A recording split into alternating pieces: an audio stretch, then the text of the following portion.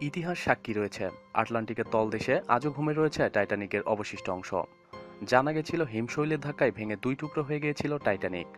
এত বছর কেটে যাওয়ার পর ফের জল্পনা উঠেছে টাইটানিকের ধ্বংস হয়ে যাওয়ার কারণ নিয়ে। কোনো হিমশৈল নয়, আগুনই নাকি টাইটানিককে ধ্বংসের কারণ। টাইটানিকের ধ্বংসের পরিপ্রেক্ষিতে সম্প্রতি আইরিশ সাংবাদিক মেলনে ঠিক এমনটাই জানিয়েছেন। গত ৩০ বছর ধরে তিনি টাইটানিকের ওপর গবেষণা চালাচ্ছেন। তিনি জানিয়েছেন আগুনের কারণেই জাহাজটি ভয়ানকভাবে ক্ষতিগ্রস্ত হয়ে পড়েছিল। তার মতে হিমশৈলটি ধাক্কা মারার ফলে জাহাজটির সেভাবে কোনো ক্ষতি হয়নি।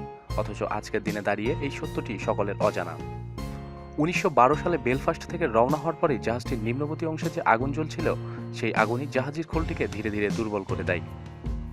প্রায় ৪ দিন পরে সেই আগুন নিভানো হয়। প্রায় ১০০০ ডিগ্রি সেলসিয়াস তাপমাত্রায় জাহাজটির খোলটিকে ভঙ্গুর করে দিয়েছিল। ফলত ওই হিমশৈল ধাক্কা লাগার পরই ভেঙে যায় জাহাজটি। না হলে ওই হিমশৈলের ধাক্কায় জাহাজটি ভেঙে যেত না। ১৯১২ সালে টাইটানিক ডুবে যাওয়ার ঘটনায় মৃত্যু হয় প্রায় ১৫০০ মানুষের। ১৯১২ সাল থেকেই লোকমুখে শোনা যেত যে ৩০০ ফুটের একটি গভীর খাতের কারণে জাহাজটি ভেঙে যায়। যদিও ধ্বংস অবশেষ পরীক্ষার পর সেরকম কিছু খুঁজে পাওয়া যায়নি। প্রতিদিন নিত্য নতুন সব খবরাখবরের জন্য আমাদের চ্যানেলটি সাবস্ক্রাইব করুন।